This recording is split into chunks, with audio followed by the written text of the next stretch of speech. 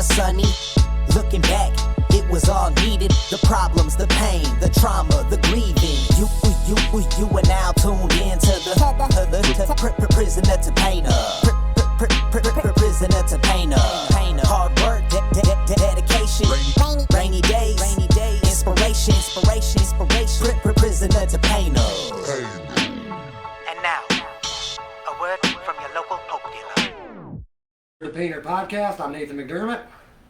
And I'm Katie McDermott. And today we have Hickerbilly Schort on. What's up, y'all? Thanks for having me on. Of course, we welcome to the podcast. Thank you for coming on. I normally start where you're... sorry, I'm miscombobulated today. So normally where we start the podcast is I just dive right in, start at the beginning, and we just go through your story if you're good with that. Definitely, man. Awesome. So how would you say your childhood was? How was it? Good, bad, and different? A fucking roller coaster. Right on. So there was definitely some really good moments, and then, you know what I mean? Yeah. It was crazy. Right on. My parents were very polar opposites. So my mom grew up in a very Christian, Leave It to Beaver household. I don't think I heard my mom swear until I was like 17. Jeez. And then my dad was the boss of the local MC, so... Oh, God. Yeah. Yeah, I'm talking about polar opposites. Yeah. So, like, I went to church on Sunday, and then on Friday I was in the clubhouse. Right on. It was pretty different. You know, that could... I can see how that could be troublesome and bad, but I can see how that could be... could teach a kid good and bad. I mean, it was fun. Yeah. Well, for sure. Well, where did you grow up at? Parma. Well, I guess first Jackson when I was real little, and then we moved out to Parma when I was in like 2nd or 3rd grade. Right on. I know you're a country. I was gonna say a country fuck, but it's about accurate. Yeah, okay, right on. Yeah. Right on. I've known you shortly, but you got more personality than just being country, but you definitely wear that one on your sleeves. Shit, it's just how I grew up, man. Like, me and my friends didn't go to clubs and parties and shit. We had bonfires and blew up shit with tannerite and got caught for trespassing in the field, mudding and fucking shit, you know what I mean? That's a lot better trouble to get into than some people get into. Well, usually you can get away from the farmers. Their cars ain't as fast as the cops. So, cow tipping is the thing. Only did that once I mean, I grew up working on cow farms, so you kind of get more of a respect for them, so you don't do that, but I did get drunk and do that shit one time, and I felt bad the next day. They actually tip though, right? Oh yeah. Okay. Yeah, I mean, you gotta put some muscle into it, but it ain't hard. I've always wanted to do it. Yeah. It's mean, but I mean, it's funny. Mean. Yeah. Where did you go to school at? Parma? Western, yeah. Western. Yep. Did you play any sports?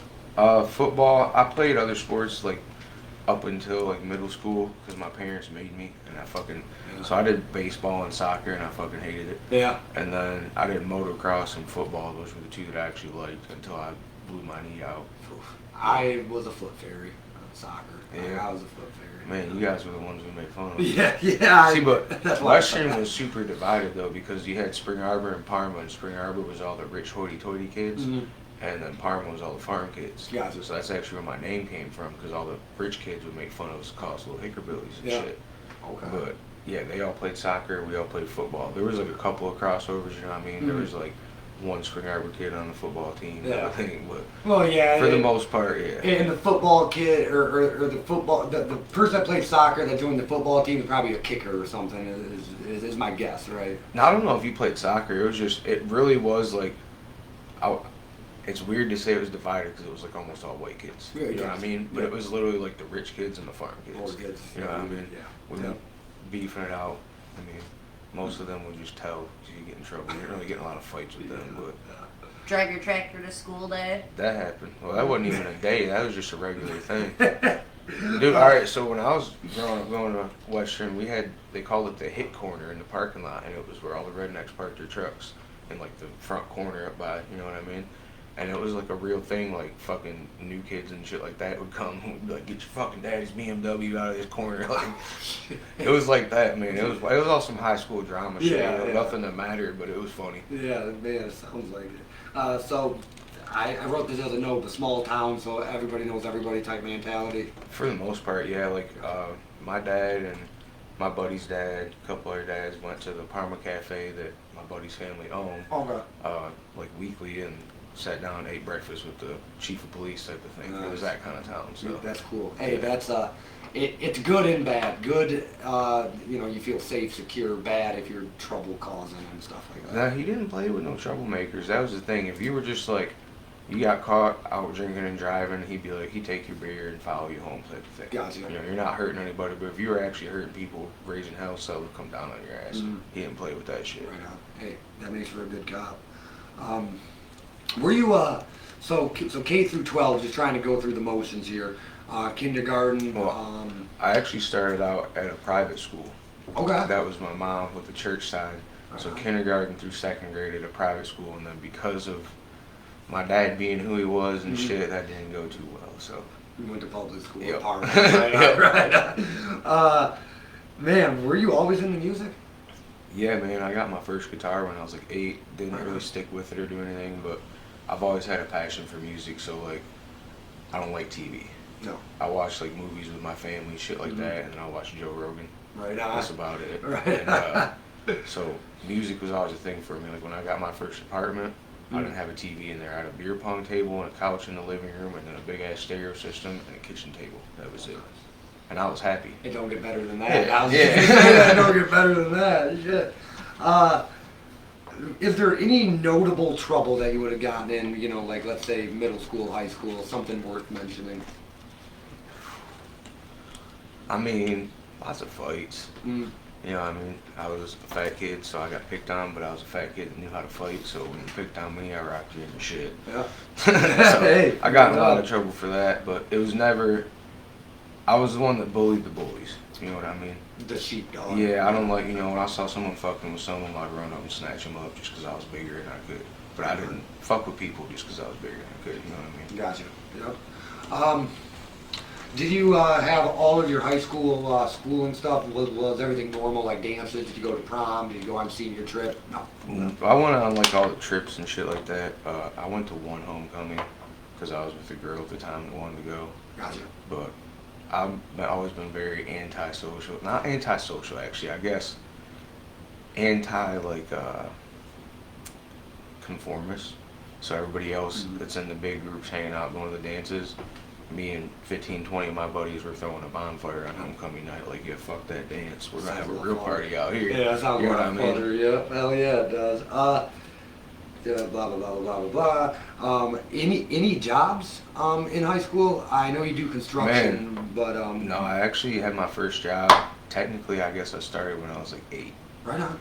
But it was just obviously like go work 2 hours on the hay farm type of shit. My first real job was doing tree work when I was 14. I hate tree work. I didn't mind. I was just hauling brush. You Oh, know what okay. I mean? And $10 an hour in like 2009 was a lot of money. Yeah. You know what I mean? For a 14-year-old, so Yeah. I was with it. So climbing up trees was not my thing. That's what I thought. I'm like, dude, you get me 10 feet off the ground, I'm shaking. I'm I'm the opposite. Anybody that's scared of heights, I go like up in heights for fun.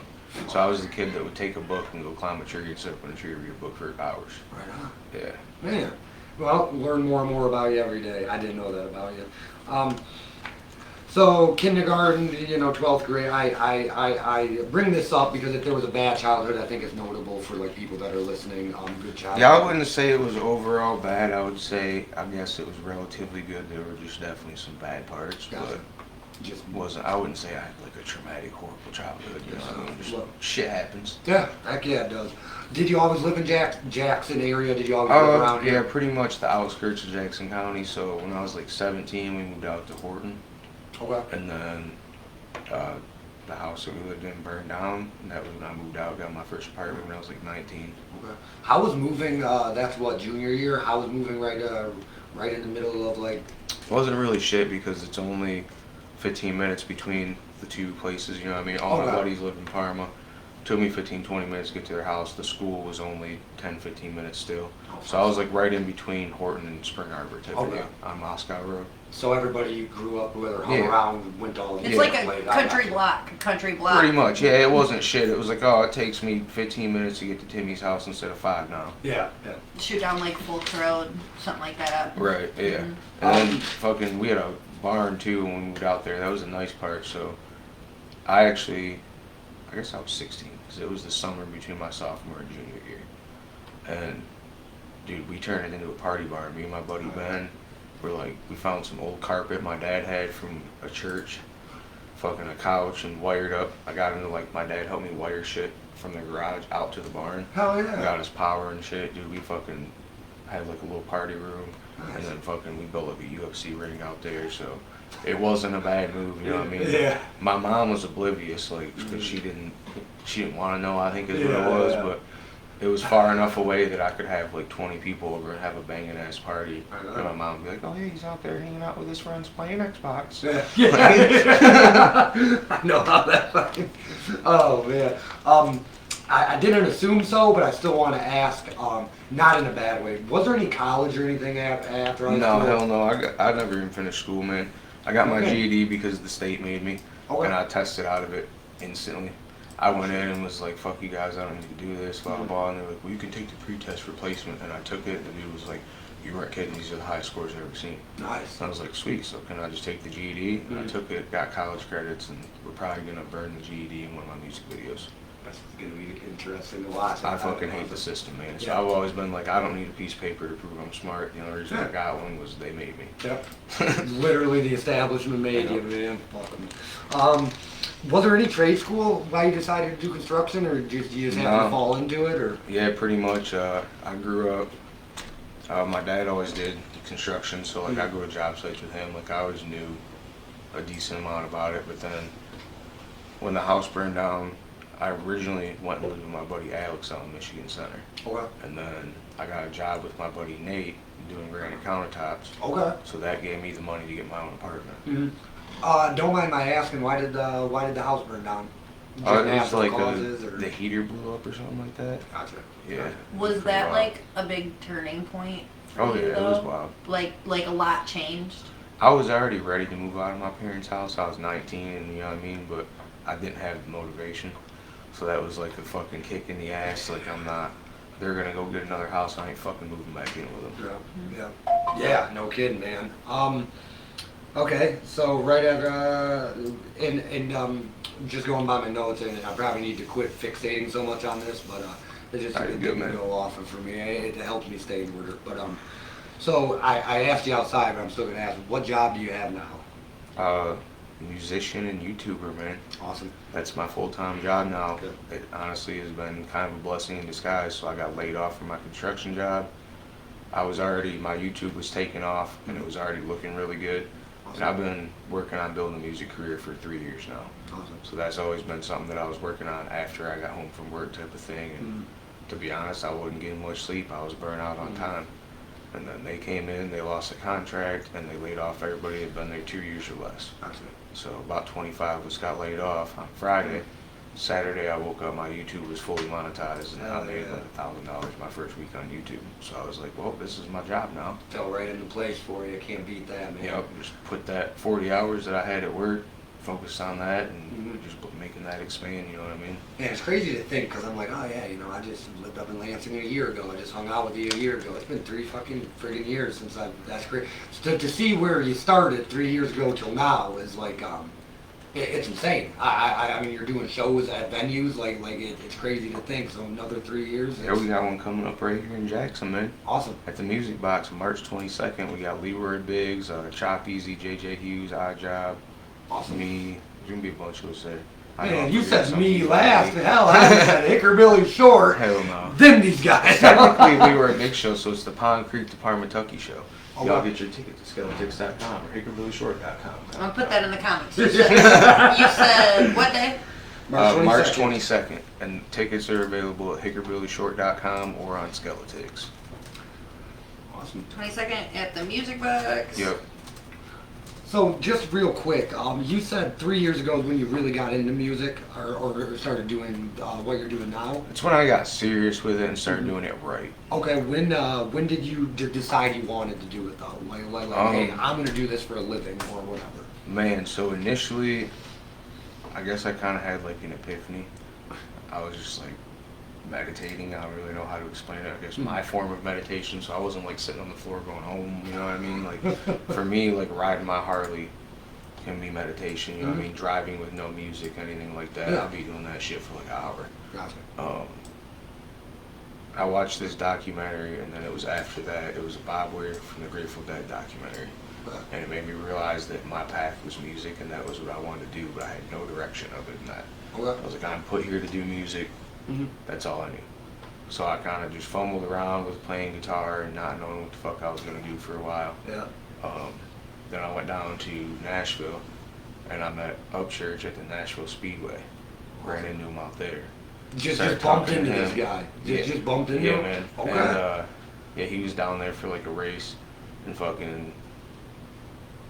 I had been writing is a natural talent for me, so I've been writing a lot. You know what I mean? Ever since I knew I wanted to do music, I was writing a couple songs a day. Okay.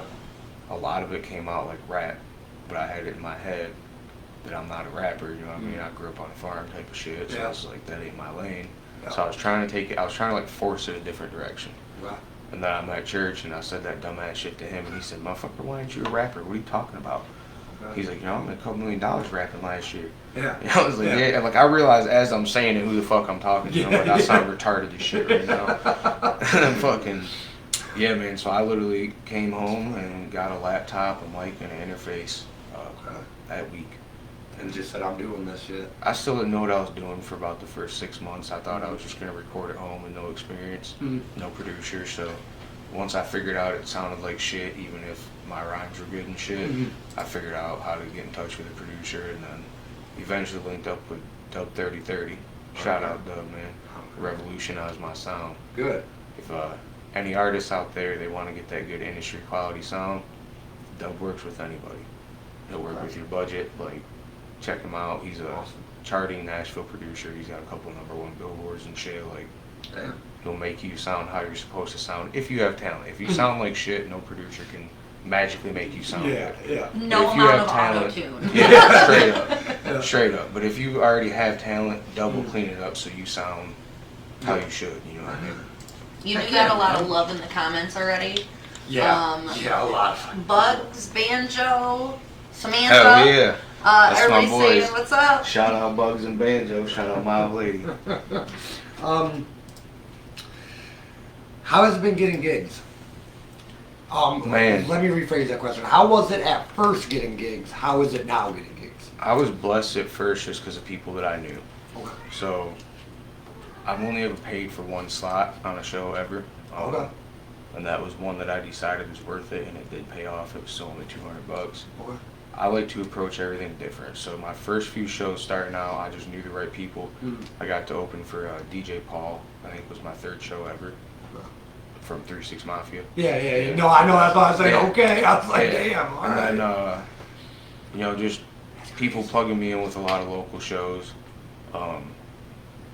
Then once I wanted to start doing more in country rap, and I wanted to do bigger shows, people were charging for slots, and I'm looking at, you know, I'm not saying slot fees don't work, because they do for some artists, but where I was at, it just wasn't gonna work for me, and I saw it as I can pay the headliner. You know, I know the right people. I'll get in contact with these artists, book them myself to headline, book the venue and a DJ, and then keep the ticket money instead of paying to be on the show. Now I'm the co-headliner with this big artist, and I don't got to pay anybody else. I'm making money from. So I just decided to approach it different, and that's something that I still do. That's smart. That's fucking smart. You know? So you network differently within the industry to get more publicity? Yeah, basically, I would rather invest in putting on a show and networking with the bigger artists by hiring them to headline, rather than paying them for a 10-minute slot on their show. And how does because we did have on a artist, different genre, cartoon. Oh yeah, if he's Cartoon was watching. on my live the other night. Yeah. So Shout out Cartoon. So I bring him up because he's talking about paying or slots being paid for, and I don't quite understand. Let's say people don't understand what we're talking about. Can you dumb it down? There are some people that charge a lot more than they need to. That's the big argument about it. Okay. With my bigger shows, so like the one with Leroy Biggs, I hate charging slot fees. I lost my ass on a couple of shows, so I was like, basically what I do now is I cover my overhead with the slot fee. Okay. So venue, headliner, and DJ, I calculate how much that's going to be, how many artists I have that want to open for this bigger artist, and then I divide that down and say $150, $200 a slot. They get 15 minutes, a merch table, all that shit. Okay. You know what I mean? if I'm the one headlining, I don't charge a slot fee.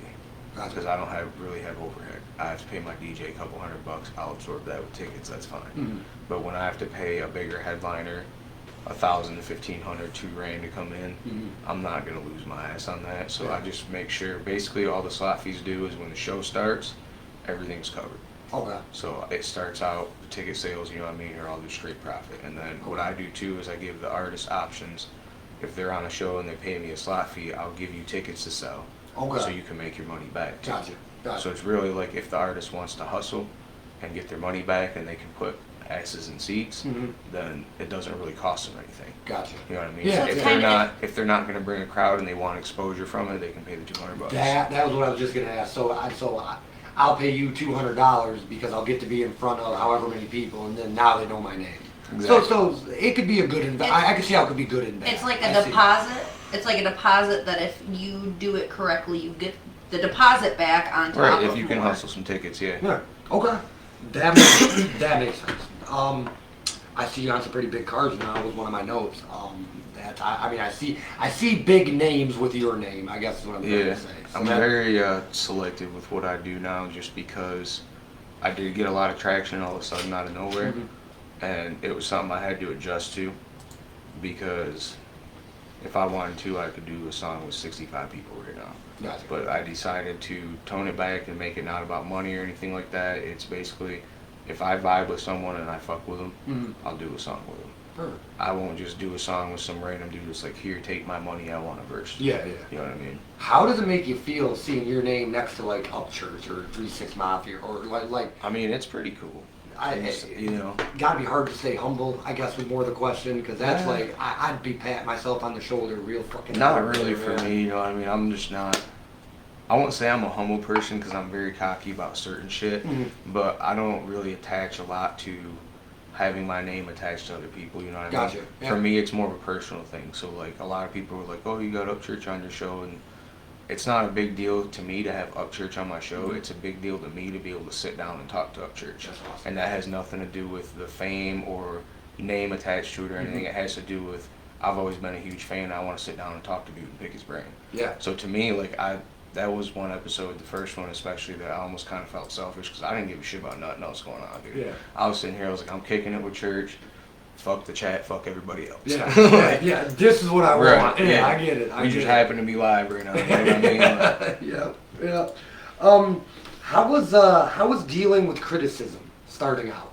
man, Because it I seems love like the it. closest people are always the most critical. I love it.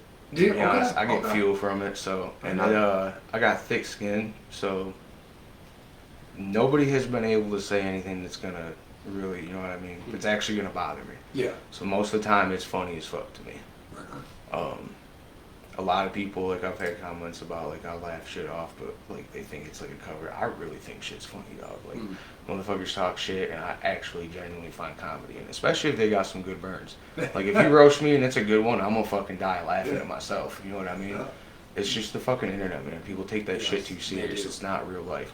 Now, if you walk up to me to my face and start talking some mad shit, you're probably gonna get hit. Yeah. That's different. But motherfuckers talking shit on the internet, that's the internet. I don't put any salt to it. No. I clown them back and move the fuck on with my day. What's that one country song? Talking about having a threesome chat with two women online or something. It's a famous country song, but it sums up the internet to me. Like it sums up exactly Sounds what wild. it's Do you do like, I don't want to say rap battles because that's not, I don't even think that's what it'd be called, but like how, like a diss track. Do you do like diss tracks? Like, So, I don't diss anybody for anybody else or anything like that, and no one has said my name yet. So, no. But if someone wants to smoke, they can get fucked up. I think that's interesting. If people talking shit give you the fire, I think that would be kind of cool. Because it's all fun and games. I mean, some people Yeah. are serious about it, but... I did do one diss track when I first started out. It was actually, I said in the track too, I'd only been doing music for 5 months. And it was a job site I was on. There was some dude that was a local rapper. Nobody even knew he rapped, and all of a sudden he saw, you know, because I had, like, on my truck said Hickerbilly Schort music. You know what I mean? So they're all looking up my music and shit, and he got all gassed up and was talking about he won the rap battle at the company Christmas party. Oh, I was like, all right, bet, let's do it. Yeah. Well, he comes in the day before that and was like, I wrote a diss track, and it was if it was good, I would give him credit. You know what I mean? It was shitty. You couldn't hardly hear half of it, and what you could hear, like, it just wasn't good bars. And my nickname on the job site, because I had a cowboy hat, hard hat, was Cowboy. So he did it on the Kid Rock Cowboy beat, right? Oh, jeez. So I came back and fucking replied on the same thing. That's the only diss track I ever done, but it was some local shit. It's not anybody that anybody knows. Gotcha. It was funny as hell, bro. My boss was pulling into the job site bumping that shit for like a week straight. It's funny as fuck. Were there any fears starting off? Like fear of rejection, fear of not making it? Was there any fears that you can think of? Not really, That's a man. good feeling to have. Yeah, I'm kind of, like I said, I'm cocky with certain shit, so I knew that I had something and I knew that I need to work to perfect it, but I didn't have any, weird feelings about letting people see the process, I guess. So I was like, fuck it, we're going to jump in and start it out, and I feel like shit shows, you know what I mean? Hey, that's how I feel. I still don't think I'm that great, but I know I'm getting better.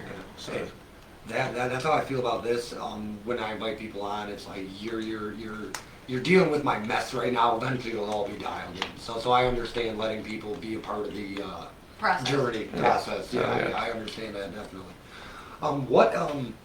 What inspired you to blend country and rap? You specifically, not like the whole industry. Really, just like I said, I wrote stuff that came out like rap, but felt like I wasn't a rapper. Upchurch definitely got me into country rap. You know what I mean? So I always listened to rap and country growing up, and then I remember like Bubba Sparks, Colt Ford, Big Smo. I listened to them, but that was more hip hop, like Georgia Boys. You know what I mean? Yeah, Georgia Boy. Yeah, that's the one I was thinking of. That was more hip hop. They weren't love like. I never heard it called that. Yeah, because it was kind of like its own genre. Like it was sing-songy, it was real twangy. You know what I mean? To me, that's hip hop. And then you had Upchurch comes in, and that was where I think it came into country rap, because he comes in and is just fucking. You got a country ass motherfucker spitting some country ass bars on any beat. Like he'd be doing like a Meek Mill beats and shit, and still make it sound like a country fucking rap song. Awesome. You know what I mean? So like that was where I drew that from, because like I said, meeting him especially, it was like this motherfucker grew up similar to how I did and is out here spitting about it and fucking. Doing all right. Yeah, because that was my thing, was like the whole hip hop thing. I didn't see myself like with a cowboy hat on a tractor singing and fucking doing all this shit, you know what I mean? Yeah. But I like to rap, so it's like church to me kind of opened the doors for that lane, where it's like I can just hop on any beat and rap about some country ass shit. Awesome. This is gonna be a sidebar, real quick.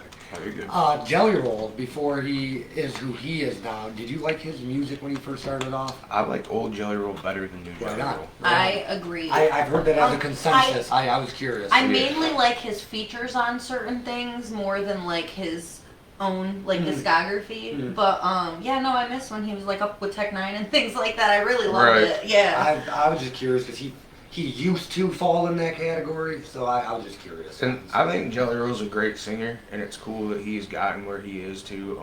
Obviously, I don't like the mainstream music industry, but I'm not gonna hate on the man's success because that's the route that he took.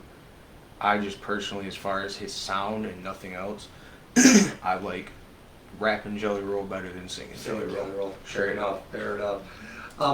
What are some challenges you face in your career today?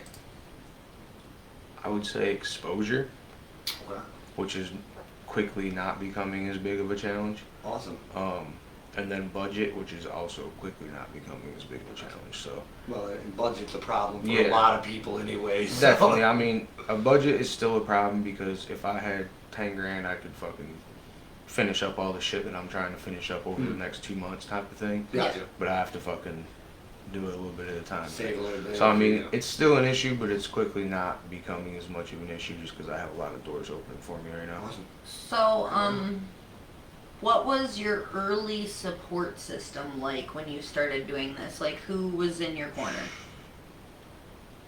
Motherfuckers on the internet, my old lady, and my mom's always been supportive, but she don't like rap, so she's like, oh yeah, it's good. Like, she's proud of me, she's happy for what I'm doing, but she'll be like, yeah, the song sounds good, and I can tell she don't like it. You know what I mean? She's just saying that because it's mom, but so yeah, definitely my old lady's the biggest one.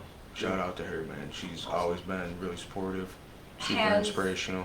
Has where you started to now impacted you guys at all, like in a good way, in a bad way, anyway? It's been a hell of a ride. Yeah. I think it's good now. You know what I mean? Now that she can see the progress of where it's actually going, like I always saw it, but it was hard for her to see, so now it's more right in front of her. Well, and it's your dream trying to show somebody else, like, see what I'm seeing. They're not going to be able to until it comes to fruition. Right. So. Awesome. I mean, she saw it. She always believed in it, but it was more of a, I feel like it was harder for her to envision it, and now that it's directly, like, I'm directly have income from music and from YouTube, so it's a lot easier to see. Now it's not so much a dream. Now it's like, oh, we can actually have a life built on this. So this will be something. Right. Yeah. Which makes sense. I mean, we got kids, you know. I mean, we got real world shit to worry about too. She's in the comments. She said, "I love you." I was just gonna say, love you too, baby. I was just gonna say congratulations. Second kid, baby girl. So our second one, my third one. So I have an older daughter from a previous marriage. Right. You know, I remember you saying that, and I blipped. So okay. So you have the baby you just had was a little girl, right? Yep. Congratulations. Thanks, man. That's awesome. Do you like being she's awesome. a girl dad or a boy dad better? I just like being a dad. Period. I think they both have their own benefits. You know what I mean? So like. I like being able to like go do guy shit with my son, but then you get to spoil the little girls too. So it's two different things. You know what I mean? Like I'm looking forward to daddy-daughter dates just as much as fishing trips. Which I probably take them both fishing. You know what I mean? Yeah, that's awesome. What are some highlights of your career so far? Man, of the music career. I would really say my first music video was a highlight, even though the thing that's crazy about that is everybody loves that song. I'm not a big fan of it because it's too simple to me. Okay. And I feel like I could have done better with it, but everybody fucking loves it, and it was my first music video, and it was cool getting to shoot my first music video. Other highlights are obviously like meeting people and getting to have access to bigger names in the industry and being able to pick their brains on shit. You know what I mean? That is super helpful. The podcast, the live podcast that we started that's popping now, that's a highlight that I never expected. It was a huge left turn, but in a good way. You know what I mean?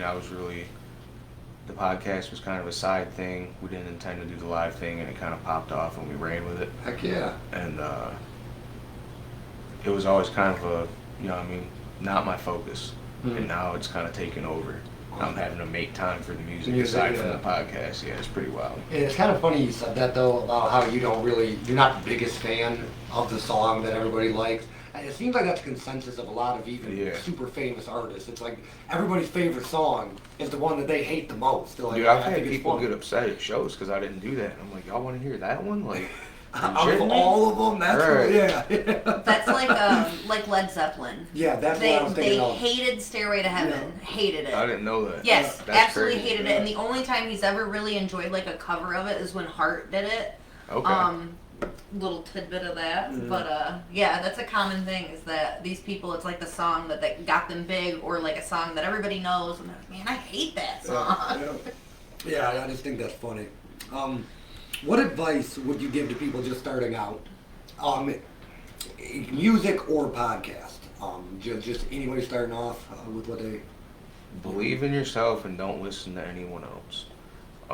A lot of people think that they need validation from other people and they need advice. If you have a vision and you have confidence, you can take advice from people without letting them change what you're gonna do. Too many people want to have influence and have their hands in shit where they don't fucking need to. And that's one thing I'm cocky about, dude. Like I'm very independent. So that was one thing starting out with the show, was there was people trying to influence and control it, and we'll give you this support, blah blah. I'm just like, y'all can kiss my ass. I don't need any of you guys. Like, I'm gonna do what I'm gonna do. No one is gonna change my fucking mind. You can ask my old lady. Yeah, well, and especially, I'll give you support contingent on, it's the worst type of support. I don't fucking want it. Yeah, it's wild. Yeah. a lot of people, you know what I mean, they see something that's succeeding and they want to be a part of it. And if they want to be a part of it for the right reasons, I'm cool with that. Mm. You know, I've been bringing, we had that guy Smoke, was a fan that's been in the chat and all that, and we brought him up for conspiracy night the other night. You know what I mean? Like, so we interact with the fans and get to know them, and that's what it's about. But the people who want to chase clout and use my platform to advance their own agenda, they can fuck right. I've had people directly offer to pay me to do certain things, and I'm like, no. You know what I mean? I'm gonna say and do what I'm gonna say and do. It is what it is. Same thing but different. I mean, that's like Dave Chappelle saying, like, I'm not going to change who the fuck I am, and he said, fuck your 50 million. I mean, I view what you just said the same exact way. I'm going to do me, and you're not going to pay me nothing to change it. That's awesome. Well, it's almost like making a deal with the devil. That's what it is. So, you pay me to crush my morals and do what I don't want to do. And Hey, we can get into conspiracies if you want. That's my alley. Yeah, that's not this alley. That spiritual warfare is a real thing. It's very prevalent in the music industry. And people think it's a joke, and they're like, we're just making music. It's not about that. No, like, it fucking is. If you're actually involved in the shit and not, you know what I mean, just dicking around, like, there is a lot of spiritual warfare going on in the music industry. It's wild. Right on. We might ask about that. This is I try to keep it just on the story, you're good, but you're piquing my interest. That's why I say that. What are your thoughts on the current state of the country rap industry? I did throw that in there because I knew that would get you going. I think, man, that's a good one. Yep. So everybody obviously is focused on the diss tracks. I think that was just one of many chess moves coming from this huge industry push to try to take country rap mainstream. Awesome. Which some people say it's not necessarily a bad thing, and you know what, if it works for certain artists and that's what they want to do, it's fine. But the bad side of it is that these guys can't just come in and do their thing and take country rap mainstream and leave the successful independents alone. They want to push them out of the fucking circle. Okay. Because they see him as a threat. I don't know. I'm not going to sit here and say for sure they see him as a threat. But that's how it appears to me. It's against the agenda. Yeah. So, you know what I mean? If it's like, y'all could just come in and do your thing and leave us the fuck alone, we wouldn't be so against it. But plus, I mean, I've seen how the industry moves, man. They don't give a shit. All they care about is that money. They're going to take advantage of everyone every way that they can. If they think they can get you for an extra 2%, they're going to. You know what I mean? It's fucking... It's wild out there, for sure. Well, fuck, man, that's just like business in general. But no, I won't say that. But it's shady. It sounds like shady work. How do you feel about Post Malone doing the whole country thing now? I think that's part of it. They're trying to dilute the authenticity and originality of country and country rap by having these bigger artists like Post Malone. And don't get me wrong, I fuck with Post Malone. I like Post. I love Posty. I like Post, but he's also part of that shit, you know what I mean? I don't put it past Post for them to be like, hey, you're out here doing some country ass shit, you want to make a country rap album, we'll pay you for it. Of course he's going to do it. Yeah. I don't think he's like over here part of some major agenda like, yeah, fuck these guys, you know what I mean? But I think that they used him and they're trying to dilute, same with like the Beyonce shit. They want to dilute it with all this mainstream bullshit and then pull in the country rappers that are willing to conform to that and try to push off the ones that aren't. And that just ain't what country rap's about. And it's not working for me. That's good though. That's good that is not working for them. They did the same thing to other genres, like when grunge was a thing, and then it morphed into like alternative and all that. Piggybacking right off of that question, then, what are your hopes for the future of country rap? More of a spotlight, but more of a spotlight on how it was started and the success that it's had as an independent lane that's more family based and more based on the fans. So like, country rap now is getting a lot of media, and I think it's happening the right way, because there's still a lot of fan interaction. It still seems it's a very unique genre. You know what I mean? For sure.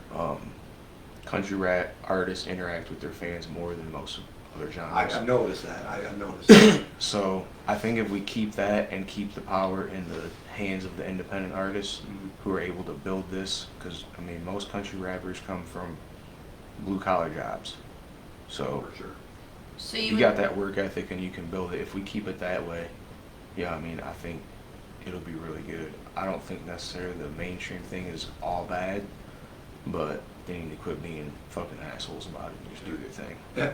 So you would say engagement with your fans and followers would be like the number one thing that is separating the independent people from the people in the larger scale industry? Definitely. I think the fans care more when you interact with them and shit like that, and for people like me, it comes natural because I'm a talking motherfucker, so I don't mind just talking to people, you know what I mean? Yeah. Yeah.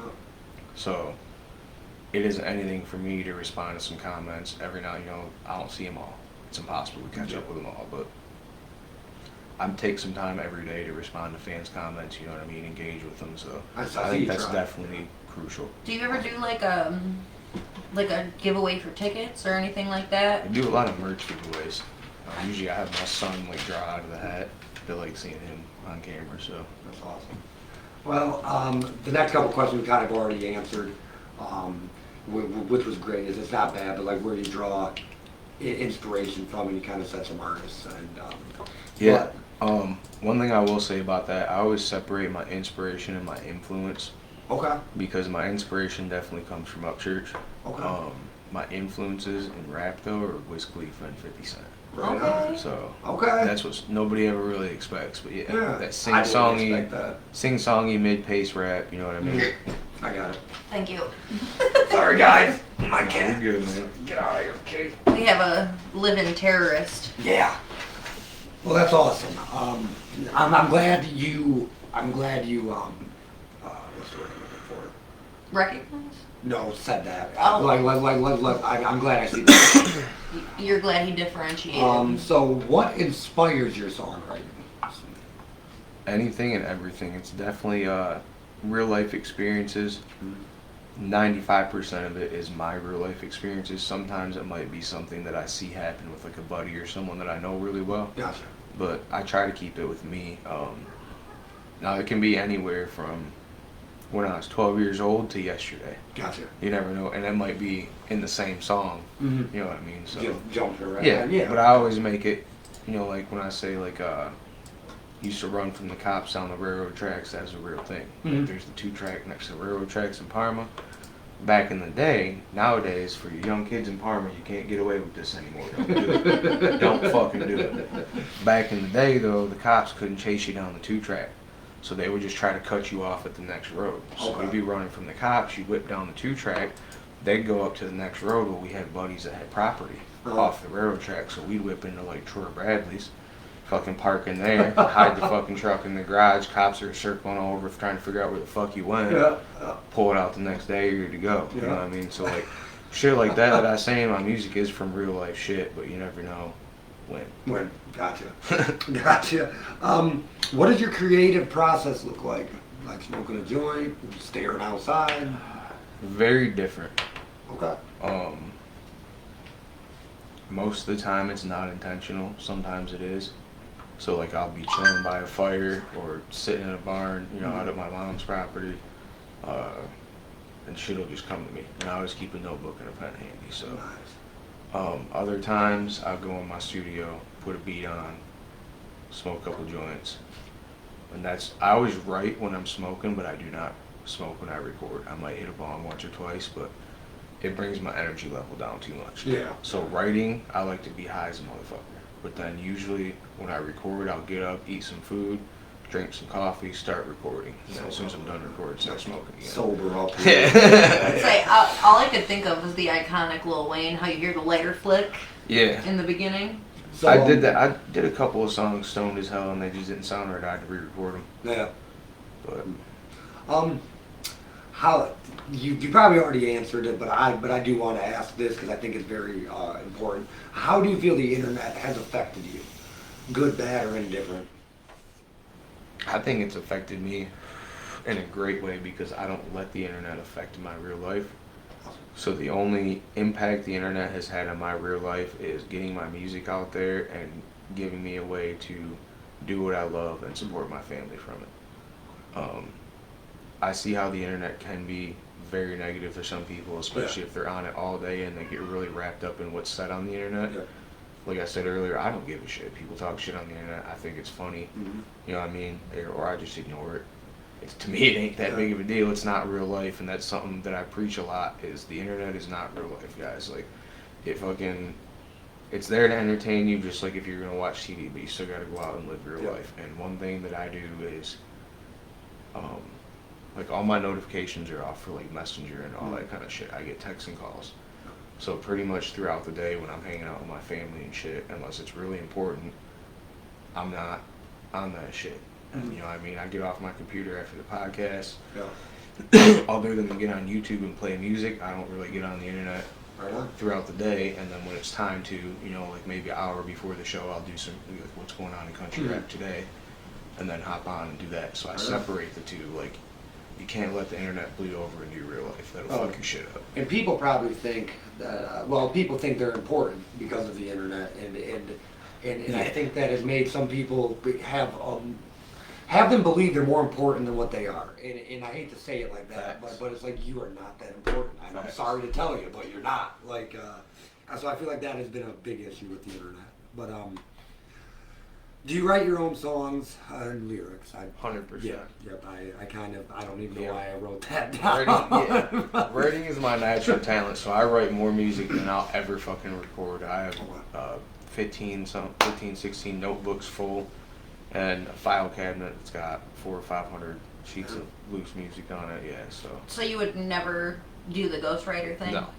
I guess I didn't understand co-writing, the definition of it, so I said I've never done a co-write, but people consider when you write with another artist working on a song co-writing. So I have done co-writes with another artist where they write their hook and I write my verse, but I've still never had anyone write anything that's come out of my mouth. Gotcha. If that makes sense. Yes, it does. Yes, it does, very much so. What is, how has performing live been for you? Was it nervous at first? At first, a little bit. I was confident with my music, so I didn't really have trouble getting in front of people and rapping, I guess. Yeah. But I had to learn to move around on stage, because Okay. I was up there pulling a George Strait my first time. I was up there with the mic just fucking spitting like this, you know what I mean? And I was like, I gotta fucking move around and shit. Yeah. So that was, I guess I wouldn't say I got nervous, but that was something I had to adjust to. Gotcha. Now I love that shit. Right on. It's a fucking high, to be honest. Like, I get up on stage and I don't want to get the fuck off stage. See, I kind of relate. It's totally different, like what we're doing to that. And I know that because I've never done what you did, but it's like my first couple episodes, I was nervous. I was like, God, but now it's like I look forward to it so much. Right. I almost come down, like you're gonna leave. Me and Katie's gonna eat dinner, and it's almost like I come down a little bit. Like I'm so excited for this, and then in an hour, I'm like, I'm drained. Like all my energy's gone. So I definitely see how it could. I see what you're saying. Oh yeah, I guess. for sure, man. Awesome. What are your long-term goals? That is a huge one for me. Well, a huge question I ask. I should reword. My number one long-term goal is to have a happy, comfortable family, happy, comfortable life for my family. I want to do that through music, by doing what I love, you know what I mean? So my goal is to provide for my family through music and podcasting, but ultimately, if that doesn't work, I'm going to provide for my family either way. So I would say the number one goal is happy and healthy family. You know what I mean? I like that. When I say comfortable, you know what I mean? I don't want to be struggling, but I don't give a shit about being rich and extravagant. You know what I mean? If we don't have to worry about shit, I'm happy. I really like that. I'm sorry I almost interrupted. I just really wanted to say, I like how I asked you what your long-term goal is. It had nothing to do with music or pop. I really fuck with that. Like, really. My goal is, I mean, same kind of concept. I want to have a kid with her and take care of, like, that's fucking awesome to me. Oh, yeah. Like, if I could, that's awesome. Is there anything about your music career that you would like to share? Just maybe something we missed, something, Grown Country album going to be dropping. I haven't got a date for it specifically yet, but it's going to be in April. And I got a lot of heavy hitters coming on that. We talked about the show in March. I'm doing a show with Outlaw Nation in June. Jesse Howard, New Breed. Other than that, you know, check out the live stream podcast. stay, check out my Facebook and YouTube. There'll be updates on everything on there. Where can people watch your podcast? YouTube. Specifically. Okay. Yep, it is a YouTube live stream only. We do leave the live streams up so people can watch it after. Okay. But we live stream every night. Awesome. So even when my old lady had the baby, I had my team in place, and they still kept the live stream going while I was up at the hospital. Heck yeah, dude. Yep. So that knocks out two of my next questions. So when did you start your podcast? 48 days ago. 48. Damn, that's so you do one a day. Is that how so easy to remember? Right. Yeah. So we're on episode 51. So I just remember that there was a couple of days that we did 2 episodes because like we did a short one. So we had like a short interview and then a review, and we separated them. So I just know whatever the episode number is that we're on, subtract 3. Subtract. Gotcha. Right on.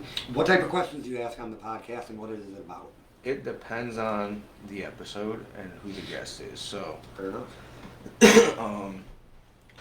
We do 3 main things. We do interviews. It started out with country rappers, but we're kind of expanding on that. I'm gonna get Kid Rock on there next. That's the next goal. Do interviews, we do music reviews, and we do conspiracy nights, and then sometimes we mesh them all together. Okay. But I try to, throughout the week, do a minimum of 2 conspiracy nights and a minimum of 2 interviews. Okay. And then we just mix the reviews in. So there are some nights that we get up there and just chill and review up and coming artists' music, let them get some exposure, all that good shit, you know what I mean? Yeah. And there's other nights, like we had Big Smo up the other day, sat down with Smo for 5 hours and talked about the entire history of country rap. Damn. That was a good one. 5 freaking hours? I learned a shit ton from Smo Awesome. that night, yeah. Awesome, man. And then the conspiracy nights, I think we're going to bump those up to 3 days a week because it's my favorite to do. Okay. And I didn't think people were that into it, so I was trying to keep it more about the other shit. Yeah. But I'm learning slowly that people are way more into it than I People thought. care about that shit. So, They do. Yeah, I think we're going to start doing that one 3 nights a week, and then sometimes we'll do it with just us. We got different guests that want to come on. Like I said, we brought a fan out of the chat. I talked to him and shit first. I like to check people out, make sure they're not some random ass weirdo. But Yeah, get them on there and they just start yipping. Right. Yeah, I got you. right, so we have different guests for the conspiracy nights. Artists, church is a big one, man. I love getting church on there because I like people that are able to teach me new shit in the conversation. You know what I mean? I can sit up there and talk about shit that I've researched and I know all day. That's not fun to me. Yeah. I like to educate people to a certain point, but after a minute it's boring. Yeah. Oh, So having a conversation with someone that can expand my mind too and put me on a new shit. Yeah. Well, and then that's why I really like this is I'm gonna pat myself on the back for a second, but but that's why I like doing this is because it's not mainstream, or I don't even know what word to use, but nobody else has your story. So today is the only day that anybody will ever hear this, and then next week it'll be the only day that anybody hears their story. Like that. There's nobody else that can educate me on this besides you. So yeah. that's why I love this. Hell yeah. I love, and there's only one person to get this information from. It's you. Sure. I mean, I appreciate you inviting me on to do this too, because that's one thing I'm big on my show is I don't talk about myself, and like the most I'll play my music per episode is like maybe 2 songs. Gotcha. Now I'll play songs that are other artists that I'm featured on because that's helping them promote their song. Yeah.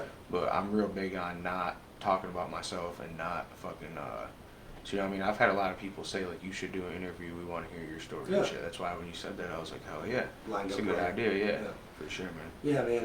It's just I don't feel it's crazy because a lot of people really love to tell their story, but they just don't. They've never had a place to, or I don't mind it. That's just not what my platform is about. Well, I don't want to make my platform about me.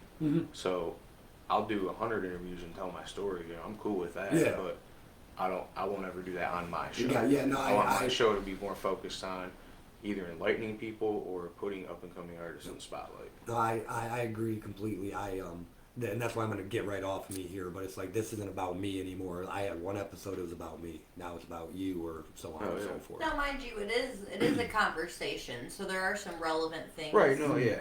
Yeah, I won't say like I never talk about myself, but I don't sit down and tell my story and all that. You know what I mean? Like if we're talking and I have a relatable, relevant story that applies to my guest, then we'll talk about that. But I just don't like I've seen a lot of podcasts where people get on there and all they do is talk about themselves and their own story 600 times. Yeah. It's like, bro, we done heard your story. Why don't you have some guests up? Yeah, we already heard you, man, too many times. Where do you see the future of your podcast?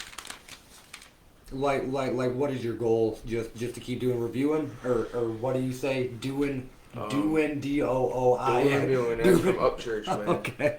Doing is taking over my life, bro. I see That's that. my old lady, man. That shit. I don't do it on purpose either. Yeah. Like she'll be, like say something, you know what I mean? She'll be like, "Oh, I'm doing laundry," you know what I mean? Just like I can't fucking help it, dude. That's funny. That's fucking taking over. Yeah. Oh shit. Like, what are you doing? I'm going to the store. Like, it's just fucking crazy. Is there and we are kind of nearing the end, so I want to thank you for coming on. No, I appreciate you guys having me on. There are a couple things. She has a couple wrap up questions, but I asked mine first. Is there anything that we missed that you would like to share? Not that I can think of, man. I mean, we're doing our job. Shout out, I guess some shout outs. So shout out to my old lady. She's my #1 supporter, Awesome. #1 teammate. Shout out to my kids. Shout out to my producer, Dub3030. Perfect. Revolutionized my sound. Shout out to Gio Bartlett, my videographer. Shout out JJ Hughes, Obsolete, Levi Lee, KK Trippy. That's the team, you know what I mean? So appreciate all them, man. You know, we wouldn't be able to keep it rolling how we do without everybody I just listed. And they've been Perfect. giving you a lot of love. Yes, A they lot have of the been. people that you mentioned are in the comments giving you a Oh, lot yeah. of love. Yeah, yeah. There's a lot of crosstalk going on there, so I'm not going to read every single Oh, thing. that'll happen. Hold up. You get them trolls. They're fun. Yeah. Is there? I just asked that. Okay, so this is my huge one. What is your definition of success? Happiness. I think it's that simple. Right on. And we won't And I complicate it. I think that looks different for everybody. So for me, happiness is directly tied to my family. So my definition of success for me personally, like I already said, would be to support my family and have a comfortable life where they don't have to worry about needing or wanting for anything through my music and my podcast, which is what I like to do. Right on. Right now it's on track to go that way too, so Perfect. yeah. Katie? So I have a couple of ending questions. I'd say like 2 or 3.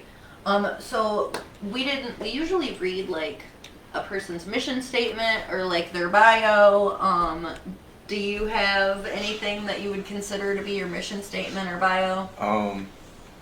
Fuck the government. Fuck the music industry. Get her gone, Harmon Tucker style. All right. You know what I mean? That's about it. Fucking ain't ready. If you could use one word to sum up your entire journey from where you think it started to where you are now, or where you're even going to be, what would that word be? Wild. Wild. Wild. Perfect. Okay. All right, well, then at the end of every episode, I give a gift card. This week's is from West Point Lounge. West Point Lounge provides American food, including burgers, fish, and shrimp, chicken, appetizers, soups and salads, deli sandwiches, and a full bar. Jackson, Michigan. Located 1712 Spring Arbor Road, Jackson, Michigan, 49203. Their phone number is 517-784-3602. One more time, that is 517-784-3602.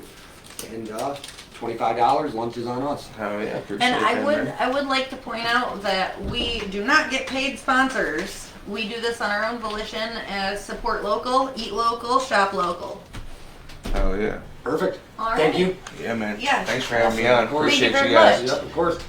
All Y'all right. Have a good Signing day, off. Internet. Yes, sir.